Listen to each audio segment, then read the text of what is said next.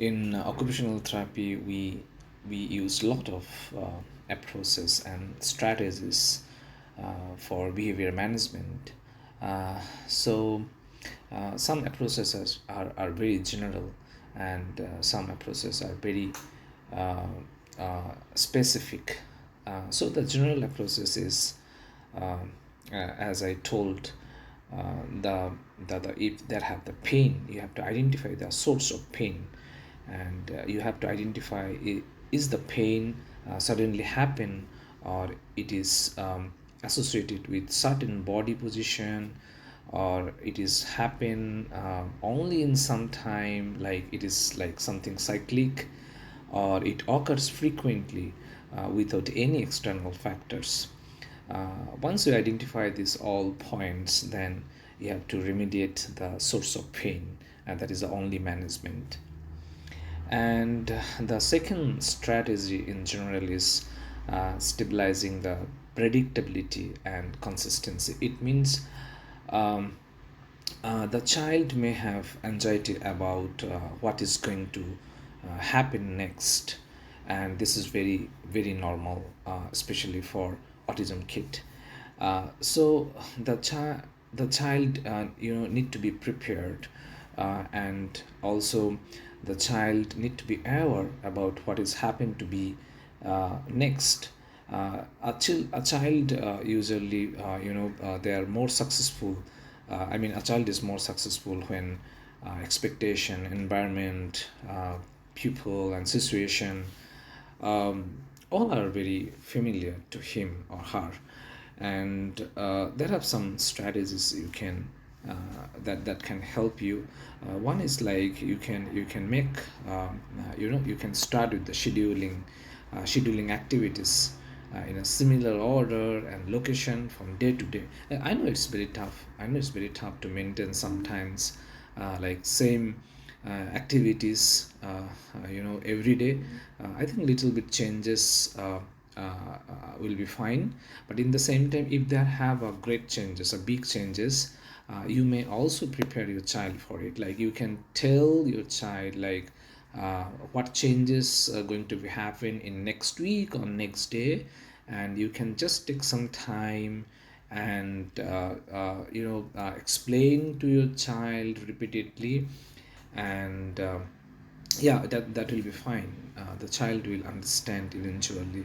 And another great problem what child, especially autism child, faces, that is the social expectations. Sometime when we bring them in relatives house or neighbor's house, they don't understand the child, and it is not in our hand uh, to changes the environment there. But what we can do, we can prepare our child before the actual event, or before we go somewhere. As I told, like children are very good with familiar people or familiar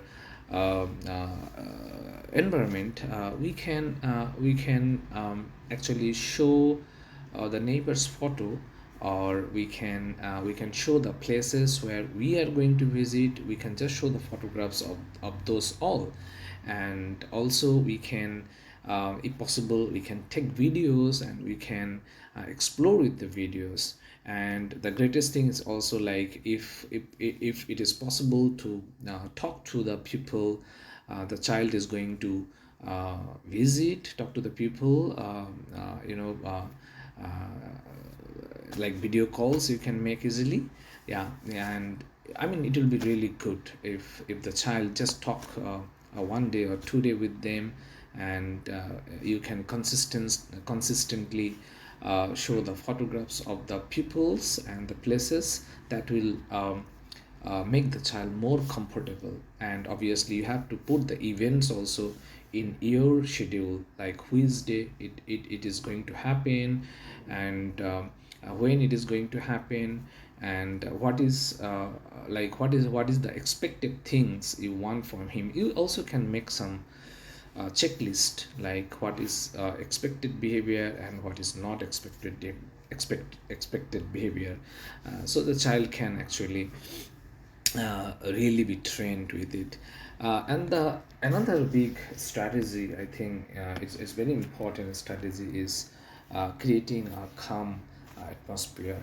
And this calmness is only not for the kids; it is also for the adults. And you have to also give enough time for yourself, so you can share the responsibilities with your other family members, and you can take some time, do your own things, like you can do meditations or whatever make you calm, so you can give a very quality time to your kid. And I always recommend a very good, create a special room for the child. And you can encourage the child to go to the room whenever the child feel anxiety or feel uncomfortable. You can just encourage him to go uh, inside the room and just play with his own. And if you need help for this, like what kind of room is this, how it should be designed, you can check with your occupational therapist, especially those are trained and experienced with this. And yeah, obviously you have to be aware about the safety, so be sure like there is nothing you left what can be a danger for your kid.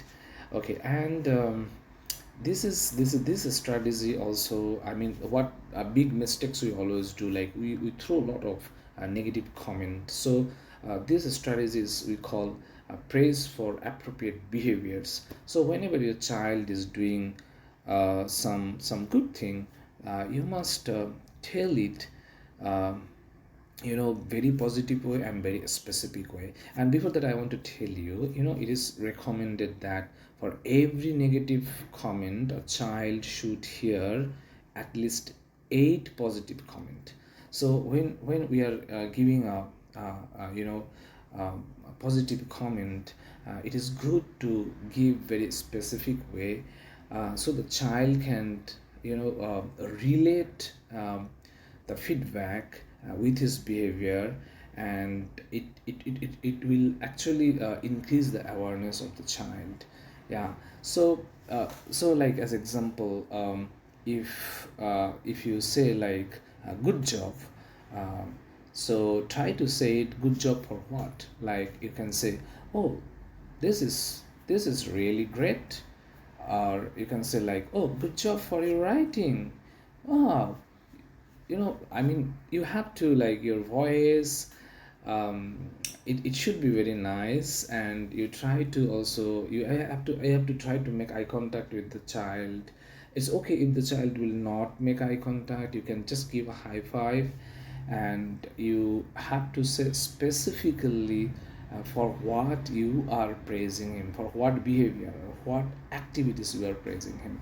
And that will really increase the awareness.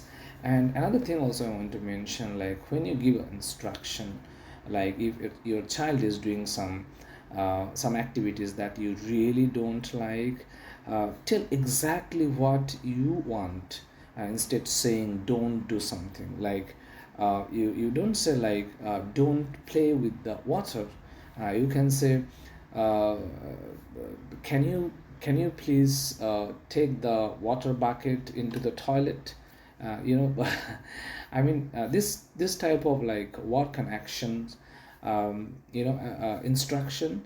And like it should be very specific, and it should reflect like what you want him to do. And if the child will not understand your instruction, like it may be very complicated. If it is like, just now I give a 2 steps instruction, so you can make it 1 step instructions, because the child sometimes may not understand 2 steps instruction.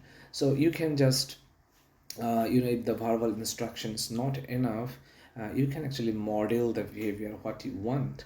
So you can go there, you take the bucket and bring it into the toilet. And you can actually put the bucket again there and ask him to do the same thing. And when you will encourage him to do it repeatedly, he will understand more like what this instruction really mean, and it will help him to control himself. It will help him to learn the positive behavior and the instruction.